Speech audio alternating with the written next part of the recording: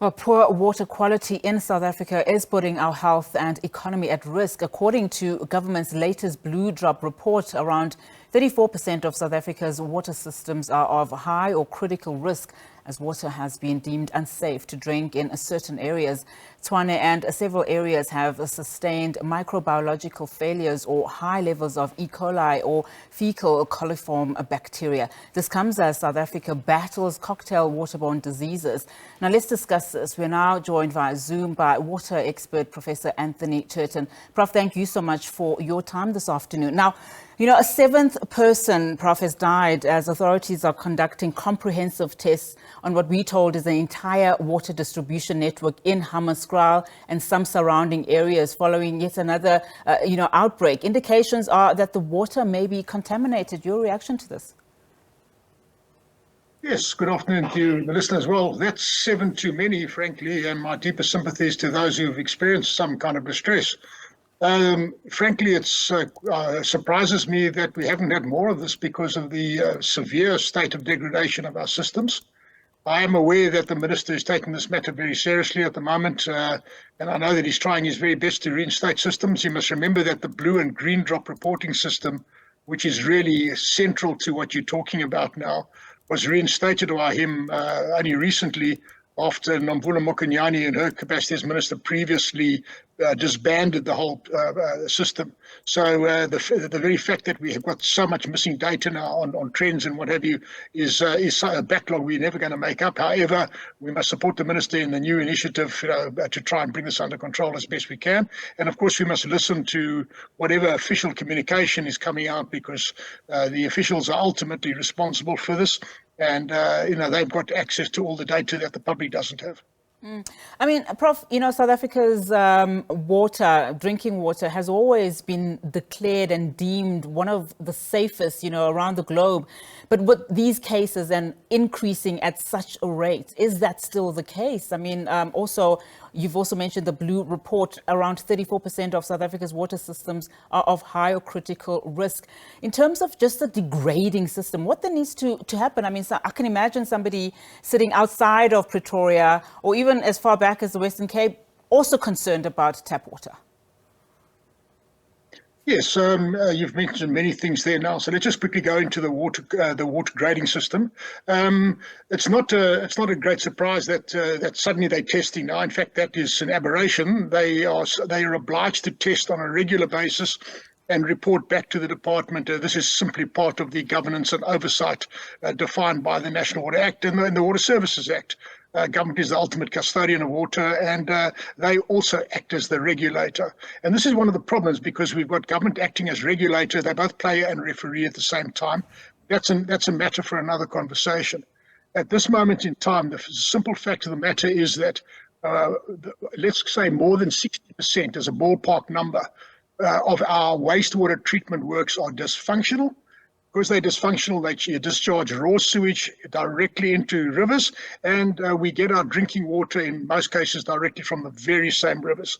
So the sewage works that are dysfunctional are now impacting on the potable water quality systems coming in to feed cities and rural areas.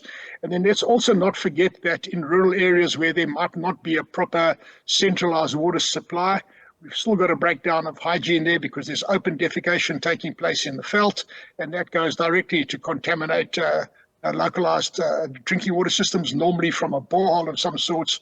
And boreholes can be contaminated quite easily, because there's quite close contact between the surface water and water in a shallow borehole. So, these are really just a recipe for disaster.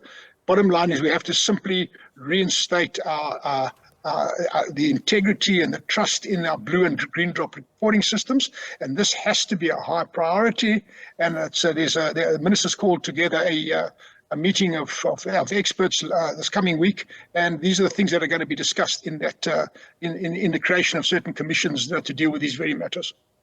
Just in terms of this very crisis that we're now seeing in Hammanskraal, I mean, the people of Hammanskraal have been complaining about the quality of water in the area for many years now. Remember, the Human Rights Commission is also investigating, how the water levels, or in terms at least the system, has been left to degrade in the manner that it has been for several years now. The City of Tshwane spokesperson, Selby Bugaba, saying that, water tests are conducted regularly, but that following this outbreak, that comprehensive tests will then be done on the network. Just given this, how frequently should we be testing our water, and not just, in small doses, but the system as a whole? Well, there are two things there. So the first thing is that the regulatory requirements are for regular testing to be done in a standardized way. It is a methodology that is defined by SANS, South African National Standards Association. They define what must be done, how it must be done, and the frequency of the testing. So there's nothing new there. That has broken down for a period of time now. It has not been done. It's been done sporadically where it has been done, and that is part of the problem. The other part of the problem is that the general infrastructure has also broken down. So what we're trying to do now is we're trying to put a Band-Aid on something that has been breaking down for the last, let's call it 2 decades. And this is simply not going to be a quick fix. It's not going to be a rapid turnaround. So what we have to do now is, I think, number one is we have to really make sure that we minimize the impact, we lessen the loss of life and the loss of well-being to people. That has to be the first priority. And then the second priority has to be to start getting on top of this thing. And that's not going to be a short, quick fix, because there's something like 1 trillion rand needed to fix the water sector. That's how far it's got into a state of degradation at the moment. While cholera is very bad in Hammanskraal at the moment, it's no different in many other parts of the country. KZN has got areas that are equally as bad as that, and in fact, in some cases, even worse. We don't necessarily hear about it always, but certainly the Hammanskraal case is an important case, but it's an indicator of many other cases across the country as well. How likely is it, Prof, that the strain of infrastructure, we also know that there's also a strain of water resources. How likely is that, how likely will it cause a system failure, a complete system failure, particularly if you look at some of the key drivers that are driving this? Well, I think we are already in systemic failure. So I think we must stop talking about will there be a failure or how close are we to a failure. I think the very fact that we're having this kind of conversation already tells us that we are in a state of failure. And if we talk about a future possible failure that may or may not happen, then people are lulled into a sense of complacency. The reality of the matter is that the water sector is deep in crisis, has been for at least a decade.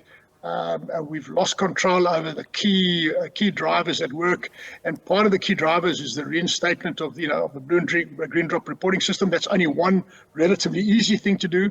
Then, of course, the other thing now is to start fixing up the broken infrastructure. That is a complicated matter because there's long lead time on all of these procurement items. There's no more money left in the fiscus to pay for those things. There's ongoing vandalism and destruction by people that are benefiting. Water vendors, for example, that start selling water. They benefit from destruction of the infrastructure. So we're getting into quite a complicated scenario here now that's going to require political will. Very strong political will.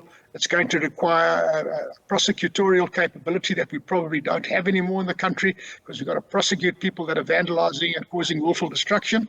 And then, of course, we've got to start strengthening the local authorities, local municipalities, because it's really a municipal function that we're talking about that's failing. And let's say more than 60% of the municipalities in the country are taking strain in some form or other. And typically when they take strain in the water sector, it's almost invariably around the water quality coming in and the assurance of supply, which in other words is the guarantee of a certain pressure and a certain volume at a certain price at a certain place and time. Those are all the assurance of supply factors. So all of these are happening, in front of our very eyes at the moment. And the Hammanskraal case is really just just one of many. It's think of it as the canary down the mine shaft. All right, Prof, thank you so much for your time this afternoon. Really do appreciate your analysis, Professor Anthony Turton, the water expert, of course, just talking about various issues affecting water quality as well as water supply in the country.